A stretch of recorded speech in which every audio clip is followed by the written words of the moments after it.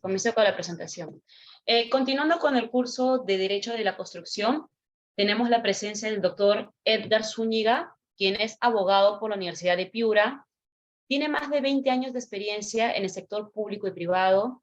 Es especialista en Derecho de la Construcción por la Escuela de Posgrado de la Universidad del Pacífico. Es especialista en contratación pública en el Derecho Administrativo y solución de disputas, con experiencia y práctica en negociación, manejo de claims, arbitraje y dispute boards, Junta de Resolución de Disputas. Ha sido incorporado como miembro de la Sociedad Peruana de Derecho de la Construcción y de la Asociación Latinoamericana de Derecho de la Construcción. Es adjudicador para el jurado y para el DAPS en varios centros de resolución de disputas.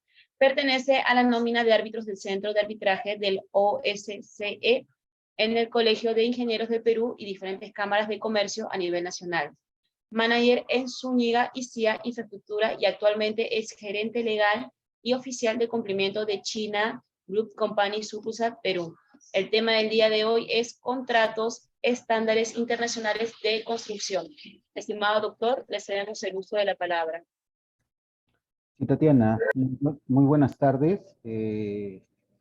Agradezco de antemano la invitación cursada por Bill Ogier para este taller. Me encargaron disertar sobre lo que son contratos estándares internacionales de construcción. Antes de todo, quería saber si se me escucha bien, si pueden ver mi pantalla sin ningún problema. Sí, doctor, se oye bien y se observan las diapositivas de forma correcta. Perfecto.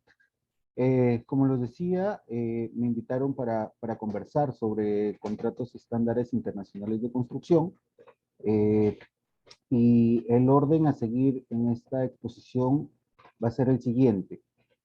Voy a tocar en una primera parte lo que significan el Project Delivery System o método de entrega de proyectos, ¿ok? Para luego pasar a centrarme en dos contratos estándares internacionales que hoy por hoy están en boga aquí en el Perú. Y me refiero tanto a los contratos NEC 3 y a los contratos FIDIC, ¿no? Que se están utilizando en diferentes proyectos de inversión pública aquí en el Perú.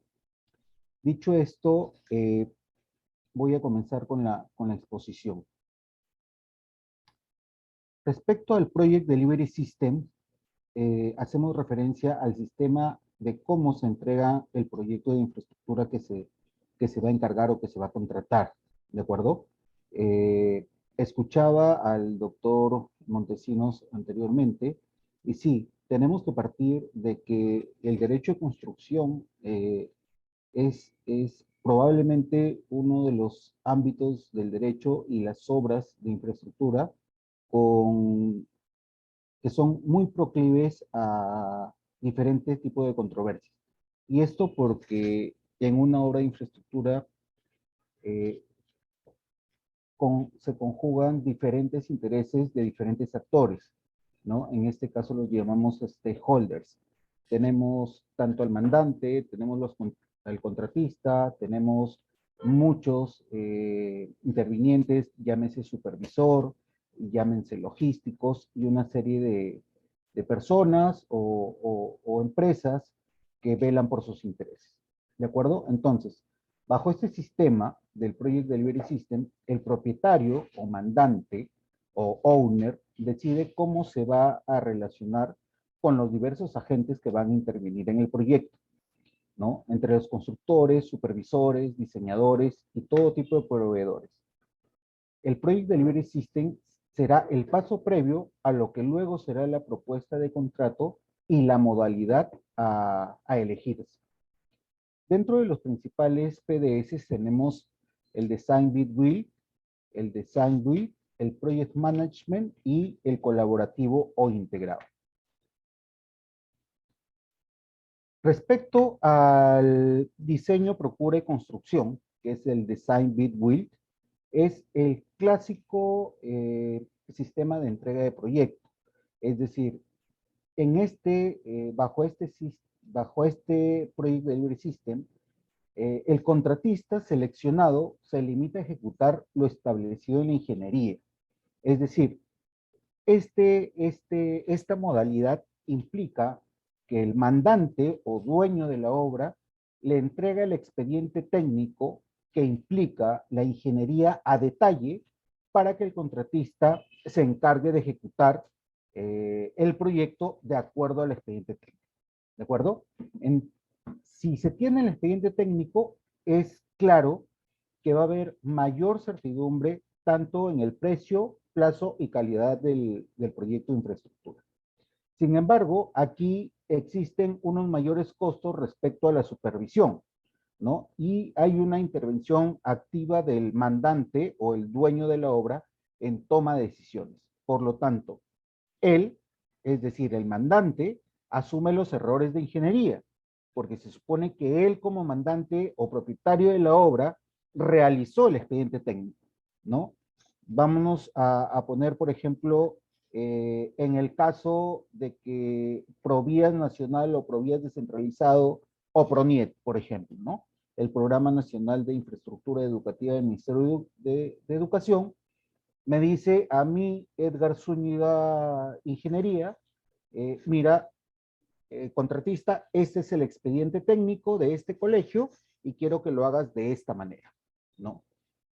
Queda totalmente determinado que la responsabilidad en hacer ese expediente técnico es del dueño, del owner de ese proyecto de infraestructura. En este caso, la responsabilidad corre directamente bajo la cabeza del PRONIET, en este caso, en el ejemplo que había señalado, ¿no? Y efectivamente, cualquier error en la ingeniería de este proyecto, de este expediente técnico, va a ser absoluta responsabilidad del diseñador, que en este caso se entiende que es el dueño del proyecto. Bien, la segunda modalidad es el design build. En este caso, se traslapan actividades de diseño, logística y construcción. En esta modalidad existe una poca intervención del owner, mandante o dueño del proyecto. ¿Por qué? Porque en este caso le está dando al contratista la tarea o las actividades de diseñar el proyecto y ejecutarlo. Por lo tanto, es claro que la responsabilidad en la ingeniería a detalle no va a correr bajo la cabeza del owner o mandante, dueño del proyecto, sino en cabeza del contratista, porque es el dueño o mandante del proyecto quien le está cediendo las actividades de diseñar, léase ingeniería a detalle, expediente técnico, para que el contratista también realice la ejecución y el diseño de este proyecto. De ahí que decimos que bajo esta modalidad se traslapan estas actividades. El Project Management es otra modalidad del PDS, que es básicamente los contratos de gerenciamiento, ¿no? Así se conocen en la doctrina del derecho de construcción. Aquí hay diferentes gerentes o managers, tanto de parte del contratista, de parte del consultor, que finalmente es quien supervisa, diseña y gestiona el expediente técnico o la ingeniería de detalle, y la obligación del manager agente es de medios, ¿ok? No es una obligación de resultados, como sí lo es el del manager, da el riesgo, en este caso, del contratista o quien va a ejecutar el proyecto. Y la cuarta modalidad del PDS es el colaborativo o integrado. En esta modalidad, señores, se trata de compartir riesgos. Este compartimiento de riesgo implica gestionarlos de la mejor manera en conjunto, tanto el dueño del proyecto como el contratista, y buscar entre ambos la toma de las más eficientes decisiones que tengan como consecuencia una eficiencia en el desarrollo del proyecto, ¿de acuerdo? Por lo tanto, en este tipo de PDS colaborativo integrado, se remunera al costo en cuanto sea más eficiente. En este tipo de PDS también se dan muchos incentivos, ¿no? Es decir, si tenemos un plazo contractual para el proyecto de infraestructura de 365 días, si el contratista entrega el proyecto lo antes posible, hay un incentivo de pago. Entonces, ¿por qué? Porque finalmente lo que se busca en este tipo de contratos colaborativos es, como su nombre lo indica, que todas las partes intervinientes dentro de un proyecto de infraestructura eh, colaboren, ¿no? Tengan mucha asertividad eh, para que el proyecto se realice en el menor tiempo posible, ¿no? Es probable que el precio suba, estábamos hablando de lo que implican los incentivos, el precio suba un poco, pero de repente tienes la obra ya no en un año, en 12 meses, sino en 10 meses. Entonces, este tipo de incentivos hace que el contratista sea mucho más eficiente en la ejecución de la obra. Por eso decía que se premia a través de los ahorros debajo del target price o el precio idóneo, por ejemplo, un valor referencial, ¿de acuerdo? Y se comparten los costos encima de él hasta un precio máximo, ¿no? Arriba de ese precio máximo es riesgo del contratista. Bien, el año 2020, a través del decreto 021, se autorizó la utilización de estos contratos de construcción internacionales y estandarizados, ¿no? Justamente para proyectos que cuentan con inversión pública. El artículo 7º y en el párrafo primero establecía que se autorizaba a los proyectos especiales de inversión pública la aplicación de modelos contractuales de ingeniería de uso estándar internacional, exceptuándose en dichos casos de la aplicación de las disposiciones de la ley de contrataciones y sus modificaciones. Entonces, este decreto abrió las puertas formalmente, si lo queremos decir de esta manera, para la aplicación de contratos estandarizados en los proyectos de inversión pública, ¿de acuerdo? Y este mismo decreto señala o conceptualiza lo que es un contrato estandarizado. ¿Qué es un contrato estandarizado? Son aquellas formas contractuales estándar, guías, de uso general en el mercado de la construcción y que utilizan terminología y condiciones expresadas de una manera simple y clara.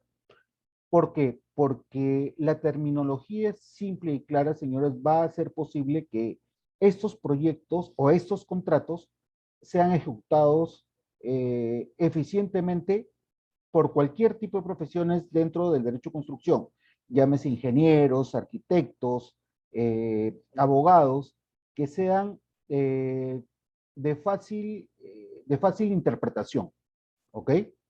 Entonces, estas condiciones son expresadas de una manera muy simple y que son creadas y actualizadas por organizaciones internacionales especializadas con la finalidad de que estos modelos se encuentren acordes a las necesidades de la industria de construcción.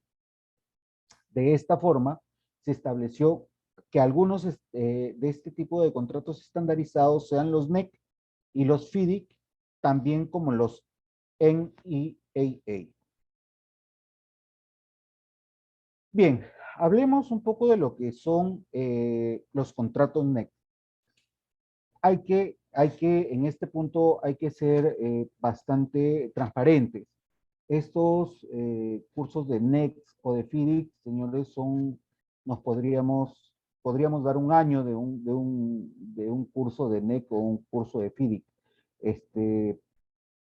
Como ven, si bien el espacio o el tiempo es muy corto, voy a tratar de dar una pincelada a los principales actores, a las principales cláusulas lo más importante de estos New Engineer Contract, que son los contratos NEC, y que se utilizaron aquí con mucho éxito en el caso de la infraestructura para los Juegos Panamericanos del 2019.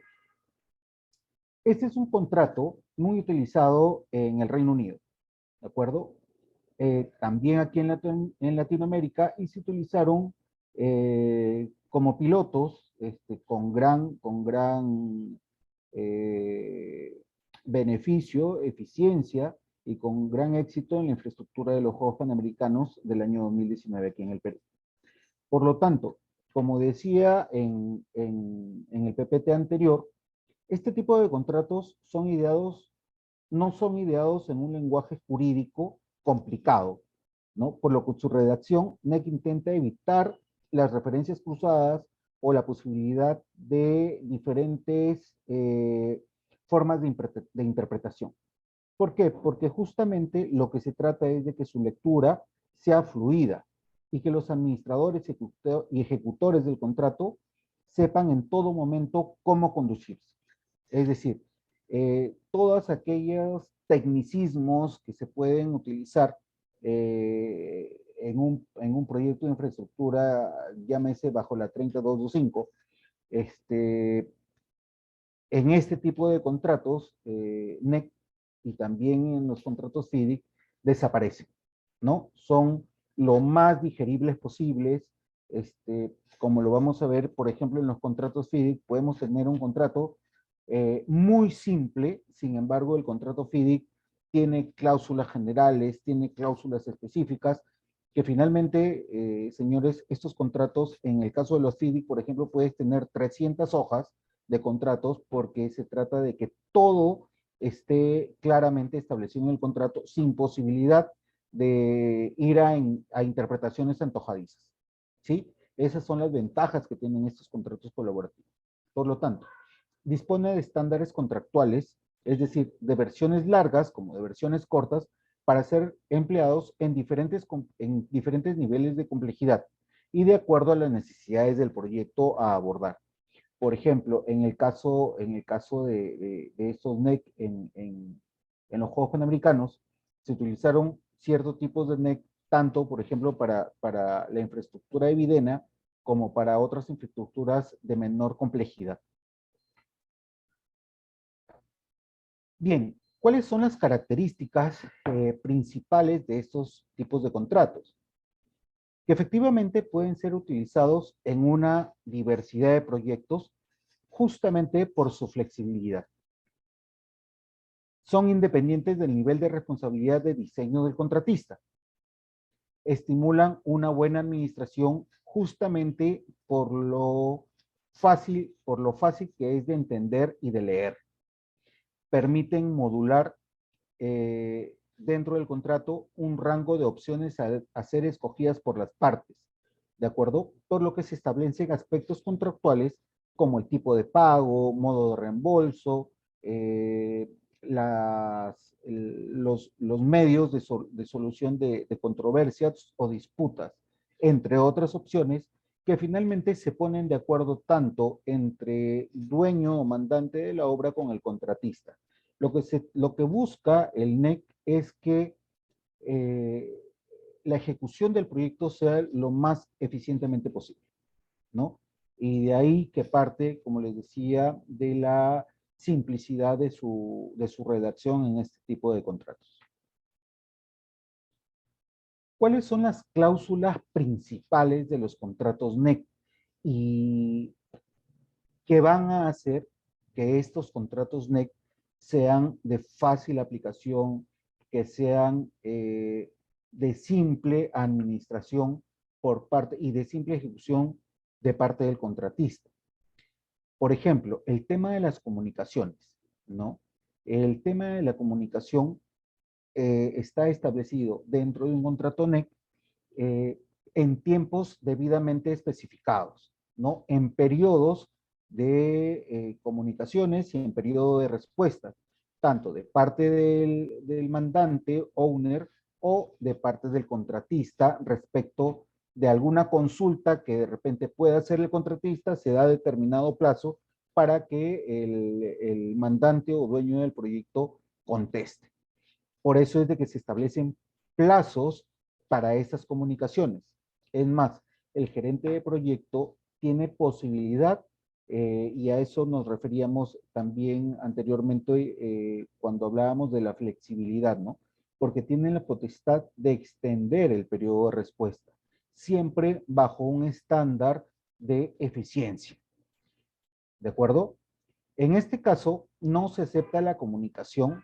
El gerente del proyecto debe indicar el detalle de los motivos, así el contratista puede presentar nuevamente dentro del plazo que se le establece la comunicación o la consulta que tenga respecto de algún inconveniente o de algún problema en la ejecución del proyecto, ¿no? Aquí más adelante vamos a tocar el tema de las alertas tempranas, que son actividades que realizan ambas partes para que justamente esta alerta temprana genere eficiencia en la ejecución del proyecto. Aquí lo decíamos, la alerta temprana, ¿no? La alerta temprana que es que está tan venida menos en los proyectos de infraestructura bajo la clásica ley de contratación y su reglamento, ¿no?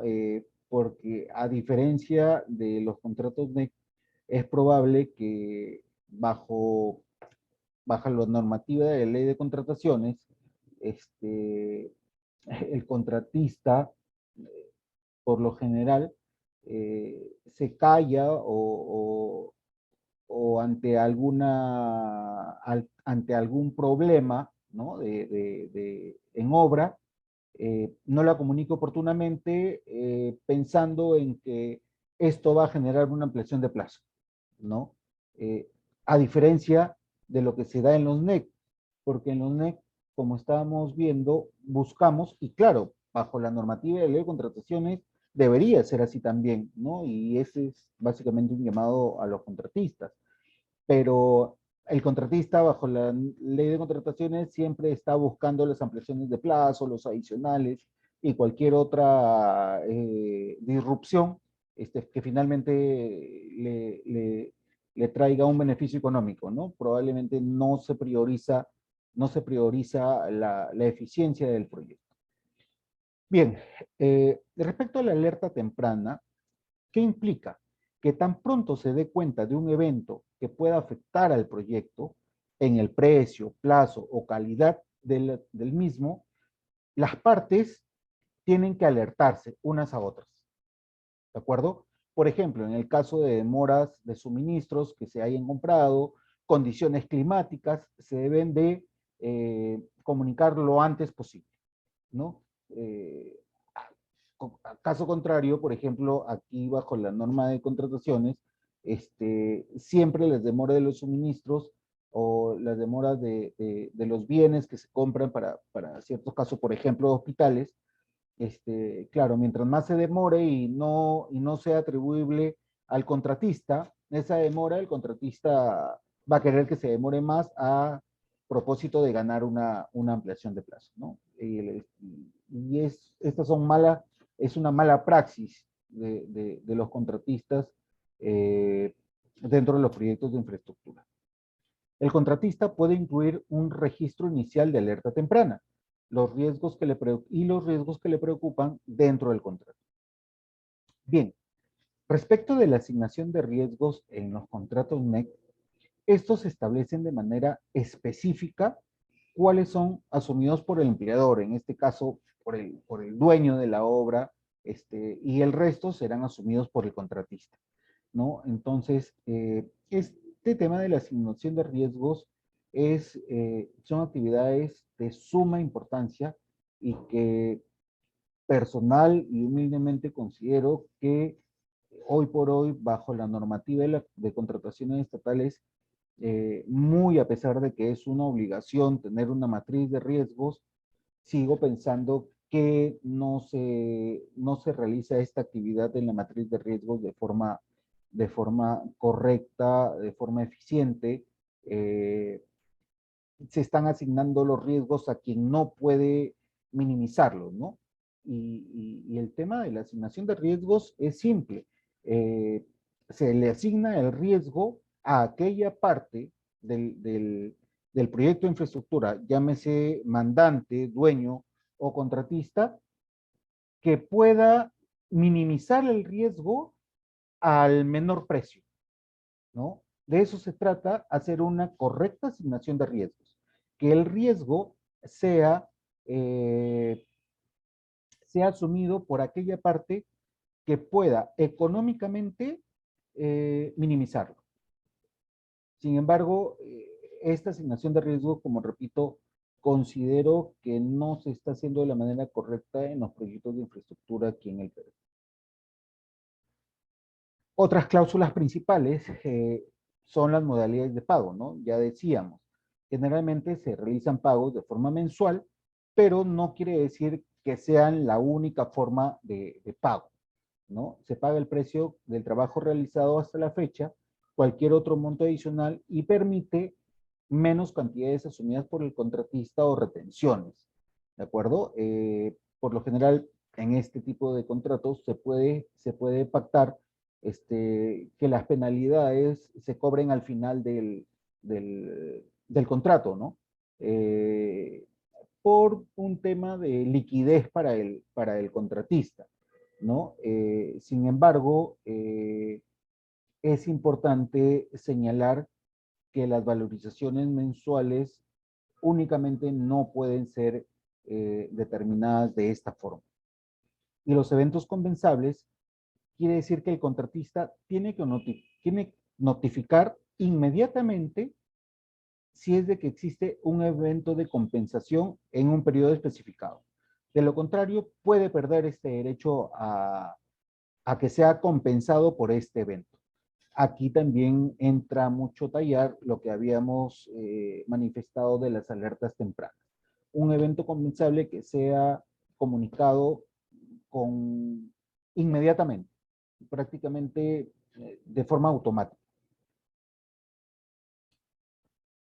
Bien, ahora quería tocar un poco lo que implican los contratos FIDIC, ¿no? Estos contratos que fueron diseñados por la Federación Internacional de Ingenieros Consultores en Europa desde el año 1913 y que finalmente es una organización privada con sede en Suiza desde el año 1957 y que publica estos contratos en diferentes versiones, ya lo vamos a ver más adelante, para diferentes tipos de proyectos y se ha tenido a bien darles cierta diferenciación en base al color del libro que contempla cada tipo o cada modalidad de estos contratos y que son básicamente determinados por el criterio del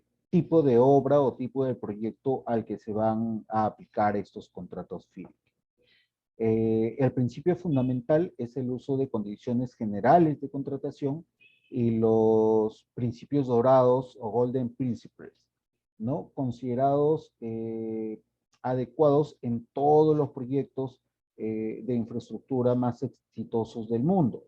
Digamos que son estos principios dorados de la construcción son principios transversales a diferentes tipos de proyectos.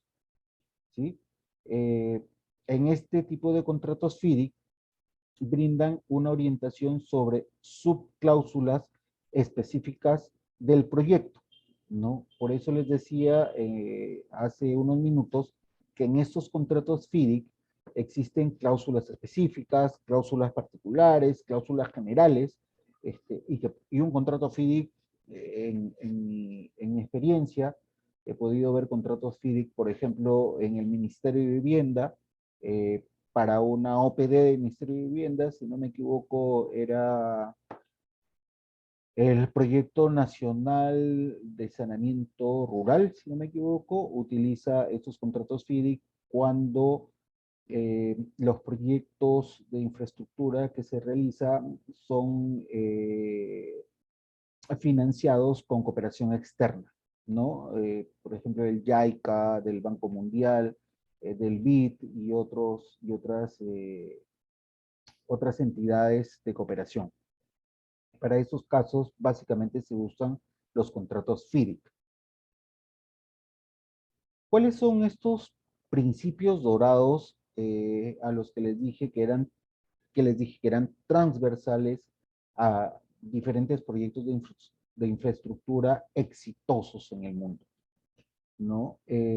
Básicamente están determinados o están dirigidos a los derechos, roles y obligaciones de las partes que intervienen dentro de un proyecto y que no van a cambiar significativamente del tipo de contrato FIDIC. ¿De acuerdo? O sea, son derechos generales, obligaciones generales que tienen cada una de las partes y que tienden a ser debidamente cumplidos por todos los actores que intervienen en un proyecto de infraestructura. Al igual que el contrato NEC, estos contratos FIDIC son redactados de una manera muy clara e inequívoca, ¿no? Respecto de las condiciones particulares. Esto no deja margen a interpretaciones antojadizas de alguna de las partes y que finalmente sean muy subjetivas, ¿no? Por eso se trata de que sea redactado de la manera más clara y diáfana posible. Las condiciones particulares no deben alterar ni modificar el equilibrio de asignación recompensa-riesgo previstos en el contrato, en las condiciones generales. ¿De acuerdo? ¿Por qué? Porque las condiciones generales, lo habíamos dicho anteriormente, son aquellas condiciones que son transversales a todo tipo de proyectos. Por lo que aquellas condiciones particulares no deberían afectar a estas condiciones generales. Y también por un poco de lógica, ¿no? Porque finalmente este tipo de cláusulas específicas y las generales no pueden contravenirse dentro de un mismo contrato. No deben cambiarse significativamente los periodos de tiempo y las disputas formales dentro de un proyecto deben remitirse a un dispute board, ¿no? Que es finalmente un método de solución de controversias durante la ejecución de la obra, a menos que la ley aplicable mencione lo contrario, ¿no? Para una decisión provisionalmente y que vincule a las partes. Los DAPs, aquí en el Perú, efectivamente se constituyeron para los contratos FIDIC y los contratos NEC. Para los proyectos de infraestructura regidos por la normatividad de la ley de contrataciones y su reglamento, están denominados o se denominan JRD, ¿no? Que son las juntas de resolución de disputas que tienen cierta similitud a un DAP, ¿no? A un dispute board, pero con rasgos diferentes. Finalmente, en esencia, un DAP y una JRD, en esencia, tienen como objetivo dos tipos de actividades. Unas que son las consultivas, y dos que son y la segunda que son las decisorias, ¿no? Y son decisorias cuando se le pide a un DAP o bajo la norma doméstica, la JR, se le pide que decida sobre una controversia que alguna de las partes ha pedido que resuelva. Estas controversias, estas decisiones que resuelven las controversias son de carácter vinculante y de cumplimiento obligatorio por las partes. Los DAPs o JRD tienen como objetivo primordial, y esto lo hemos venido tratando en diferentes eventos académicos, tienen como objetivo, antes de solucionar controversias, es de evitarlas. ¿Y cómo se evitan estas controversias? justamente aplicando más, con mucha mayor continuidad, esta facultad consultiva o esta actividad consultiva que debe tener tanto la JRD, la Junta de Resolución de Disputas, como los DAPs, ¿de acuerdo? Eso es básicamente el tema de los dispute board o de la Junta de Resolución de Disputas que se constituyen bajo la normativa doméstica, que es la ley y el reglamento de contrataciones del Estado. ¿Cuáles son las partes que intervienen dentro de un contrato FIDIC? El cliente,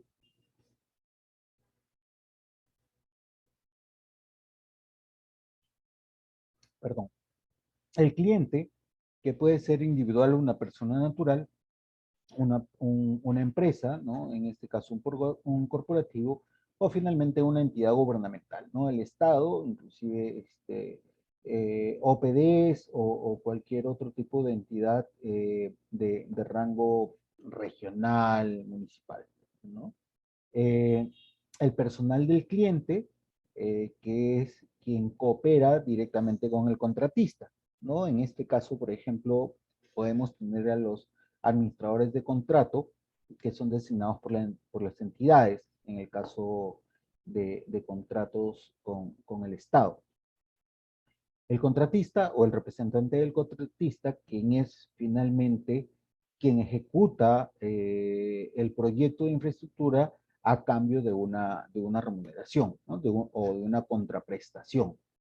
Y el ingeniero, que estará investido de toda la autoridad necesaria para actuar como ingeniero en virtud del contrato. Aquí, en estos contratos FIDIC, el ingeniero tiene una suerte de supervisor de obra. El ingeniero, así se le llama en los contratos FIDIC, finalmente es quien tiene todas las atribuciones muy similares a lo que es un supervisor bajo la normativa doméstica de la Ley de Contrataciones del Estado y su reglamento. Por eso he puesto entre paréntesis supervisor, ¿no? Para que se vayan con esa idea de que el ingeniero en los contratos FIDIC es el supervisor. ¿Cuáles son las características básicas o de mayor relevancia de estos contratos FIDIC? Primero, que busca soluciones internacionalmente aceptadas para llevar a cabo la ejecución de distintos tipos de proyectos. De ahí que tengan, por ejemplo, estos principios dorados que son transversales a cualquier tipo de proyecto. Son métodos contractuales que, como están internacionalmente reconocidos, aseguran o permiten una mayor confianza a las inversiones, tanto nacionales e internacionales, en proyectos de infraestructura. Claro, no está regida bajo la ley de contrataciones, que cada gobierno que viene cambia las reglas de juego y quiere modificar la ley de contrataciones y el reglamento a su buen entender, entre comillas, ¿no? Que las compras, por ejemplo, que las compras directas ahora ya no son de 3 UITs, ahora subieron a 8 UITs. Entonces, con reglas de juego inestables, aquel que tenga la seguridad que las inversiones van a venir está completamente equivocado. Para que las inversiones nacionales e internacionales en proyectos de infraestructura sean desarrolladas de la mejor manera y vengan capitales extranjeros, señores, lo que necesitamos es estabilidad. Estabilidad legal, estabilidad política, y que las reglas de juego no se cambien por algún loco que quiera beneficiar a algunos amigos, ¿no? Las reglas de juego para el tipo de inversiones, sea cual sea, ya sea de infraestructura o lo que sea, tienen que estar claras y tienen que respetarse desde el inicio hasta el final del proyecto, ¿no? Aquí en este tipo de proyectos y debería de aplicarse con mucho más continuidad o más seguido el tema de la buena fe para la ejecución de los proyectos de infraestructura. Esto porque ya lo vemos y es de dominio público, que desde el momento de la licitación, ya los participantes están observando miles de cosas dentro del expediente técnico. Sí, es verdad que los expedientes técnicos, el 95% de los expedientes técnicos aquí en el Perú están mal hechos, están desfasados, están aprobados, no sé, del año 2005 y quieren que hoy día, 2022, se ejecute el proyecto de infraestructura con ese expediente técnico del año 2005.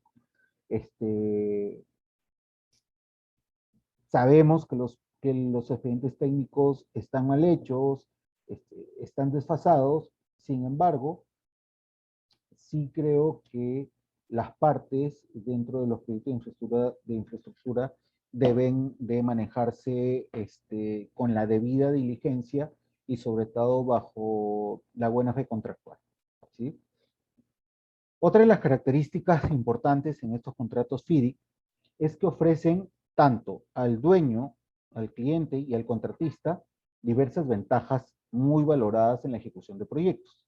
Es decir, estandarización de criterios, era lo que les decía, ¿no? Si algo se aplica de forma estandarizada, vamos a tener predictibilidad.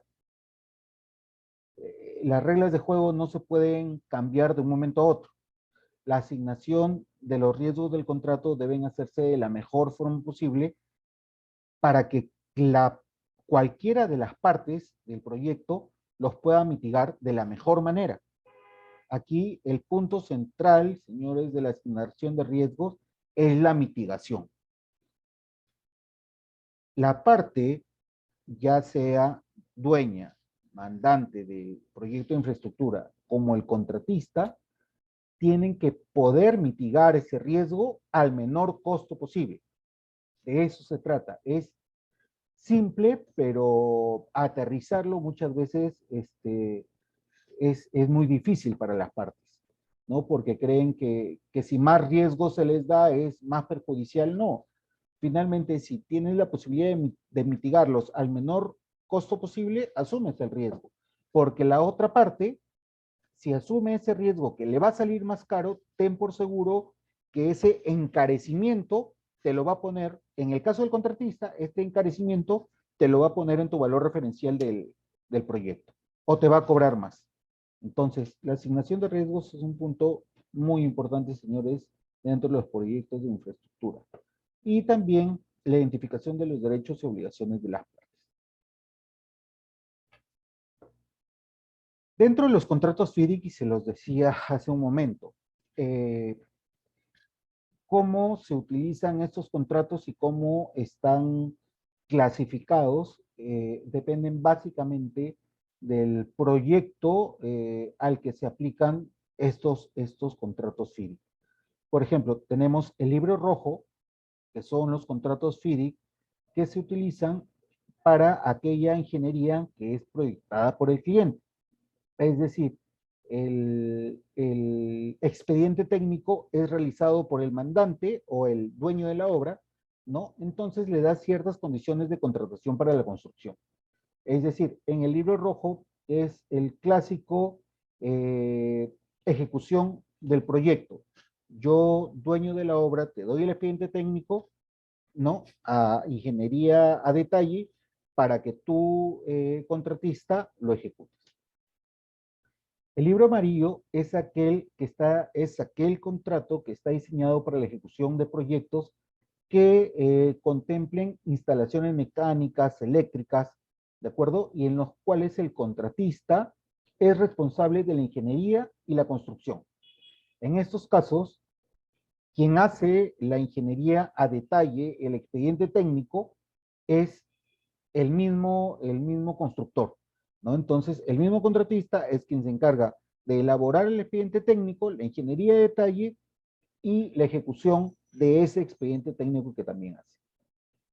El libro plata es aquel que está diseñado para proyectos bajo la modalidad turnkey, que es la llave en mano, ¿no? Y sobre todo se utiliza para lo que son colegios, plantas, hospitales, este tipo de infraestructura, ¿no? Que son los proyectos para llave en mano. El libro verde, que están determinados por aquellos contratos FIDIC para proyectos de infraestructura de baja complejidad, y el modelo simple de contratación es solamente la ejecución del proyecto, ¿no? Siempre se trata de que este libro verde eh, tengan contratos para trabajos o proyectos de infraestructura básicos, ¿no? Que no impliquen ingeniería demasiado detallada. El libro blanco se utiliza para la contratación de servicios de ingeniería y consultoría, básicamente para la realización de expedientes técnicos, ¿no? De ingeniería de detalle. Básicamente para esos casos se utiliza el libro blanco. Y el libro oro, que implica también el tema de la operación, ¿no? Lleva consigo el tema del diseño, la construcción de ese diseño, ¿no? El ejecutar y operar el proyecto de infraestructura, ¿no? No sé, por ejemplo, el tema de peajes, ¿no? Se utiliza mucho este libro oro. También es utilizado para temas de hospitales que sean operados por el mismo contratista. Y bien, con eso creo que estamos dentro del tiempo que me otorgaron. Quiero agradecerles por su tiempo y quedo llano a cualquier pregunta de los participantes. Muchas gracias. Sí, doctor, muchas gracias por la presentación del día de hoy. Estimados participantes, pueden realizar sus preguntas. En todo caso, doctor, mientras realiza sus preguntas, ¿alguna recomendación para introducir a alguien en estos temas? Para un principiante, como qué tipo de artículo, qué tipo de autor podría recomendarle. Sí, a ver, Tatiana, para nosotros que estamos en el tema del derecho de construcción, o sea, acá lo básico es partir o ir de lo más simple a lo más complicado, ¿no? La ley de contrataciones en lo que respecta a obra pública y lo que respecta a, a lo que son los PDS, el Project Delivery System al que he hecho referencia, es un buen punto de partida, ¿de acuerdo? Ahora, los contratos FIDIC y los contratos NEC son contratos que si bien son más elaborados, como le he dicho, son contratos de fácil entendimiento, ¿no? O sea, no implica ser experto para manejar este tipo de contratos. Si bien son bastante densos, pero son de muy fácil entendimiento para las personas que nos dedicamos al derecho de la construcción. Un libro de cabecera que todos los que estamos en construcción hemos leído y que es el ABC, es el de Podetti, que es el contrato de obra, si no me equivoco, que es el libro de cabecera para todos aquellos que se quieran iniciar en el derecho de construcción. Sí, doctor, muchas gracias. Ya están haciendo sus preguntas. Una de ellas es sobre los contratos Fast Track. ¿Es una modalidad? Sí, el Fast Track implica aquellos contratos que voy diseñando el proyecto de infraestructura y voy ejecutando, ¿no? Digamos, diseño y ejecuto. Claro, es una modalidad que tiene bastante beneficio, porque podrías partir ejecutando el proyecto con un expediente técnico básico, y conforme vas diseñando el proyecto, lo vas ejecutando, ¿no? Es una modalidad que, desde mi punto de vista, tiene muchos beneficios, a diferencia de los tipos clásicos, ¿no? Que, por ejemplo, están regulados en la ley de contrataciones, como es el diseño y construcción, porque finalmente este tipo de fast track implica que puedes ir eh, resolviendo errores en el diseño mientras vas construyendo. Cosa diferente, por ejemplo, es en el tema del diseño y construcción, porque finalmente ya tienes un expediente técnico terminado con un montón de errores, que lo que va a generar es que mientras que no te resuelvan los errores, el mandante o el dueño no vas a poder seguir construyendo, ¿no? A diferencia del fast track.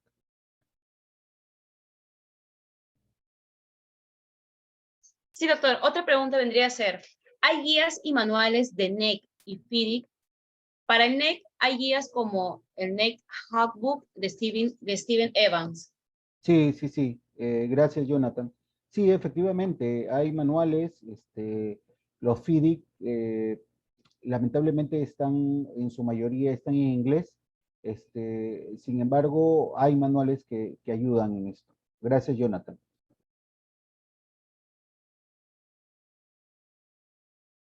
Otra pregunta vendría a ser ¿las vías de resolución de conflictos de los contratos FIDIC son siempre internacionales? En los contratos FIDIC, por lo general, son DAPs.